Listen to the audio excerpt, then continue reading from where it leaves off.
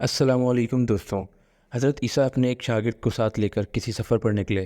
راستے میں ایک جگہ رکے اور شاگرد سے پوچھا کہ تمہاری جیب میں کچھ ہے؟ شاگرد نے کہا میرے پاس 2 درہم ہیں۔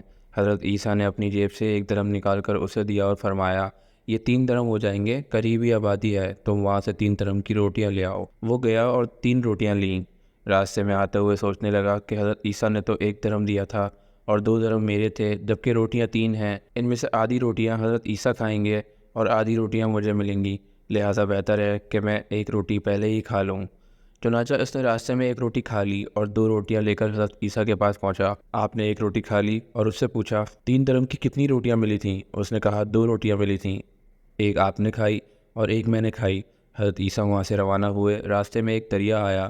شاگرد نے حیران ہو کر پوچھا اے اللہ کے نبی، ہم دریا عبور کیسے کریں گے جبکہ یہاں تو کوئی کشتی نظر نہیں آتی؟ حضرت عیسیٰ نے فرمایا گھبراؤ مت، میں آگے چلوں گا، تم میری ابا کا دامن پکڑ کر میرے پیچھے چلتے آؤ، خدا نے چاہا تو ہم دریا پار کر لیں گے۔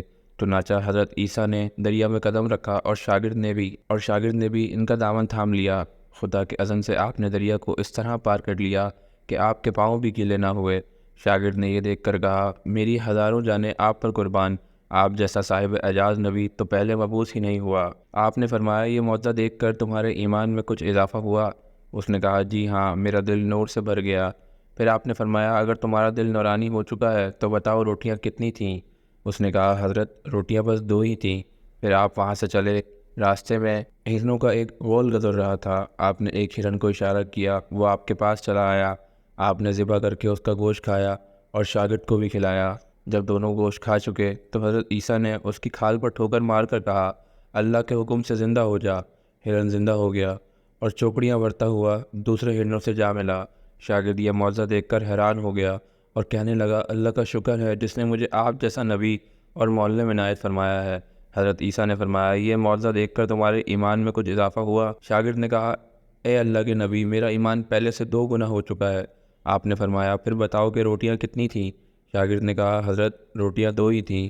دونوں راستہ چلتے گئے کہ کیا دیکھتے ہیں کہ ایک پہاڑی کے دامن میں سونے کی 3 اینٹیں پڑی ہیں۔ آپ نے فرمایا 1 اینٹ میری ہے اور 1 اینٹ تمہاری ہے اور تیسری اینٹ اس شخص کی ہے جس نے تیسری روٹی کھائی۔ یہ سن کر شاگرد شرمندگی سے بولا حضرت تیسری روٹی میں نے ہی کھائی تھی۔ حضرت عیسیٰ نے اس لالچی شاگرد کو چھوڑ دیا اور فرمایا 3 اینٹیں تم لے جاؤ۔ یہ کہہ کر حضرت عیسیٰ وہاں سے روانہ ہو گئے اور لالچی شاگرد اینٹوں کے قریب بیٹھ کر سوچنے لگا کہ انہیں کیسے گھر لے جائے۔ اس دوران 3 ڈاکو وہاں سے گزرے۔ انہوں نے دیکھا ایک شخص کے پاس سونے کی 3 اینٹیں ہیں۔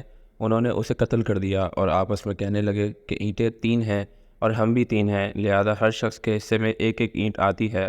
اتفاق سے وہ بھوکے تھے۔ انہوں نے ایک ساتھی کو پیسے دیے اور کہا کہ شہر قریب ہے، تم وہاں سے روٹیاں لے آؤ، اس کے بعد ہم اپنا حصہ اٹھائیں گے۔ وہ شخص روٹیاں لینے گیا اور دل میں سوچنے لگا اگر میں روٹیوں میں زہر ملا دوں تو دونوں ساتھ مر جائیں گے اور تینوں اینٹیں میری ہو جائیں گی۔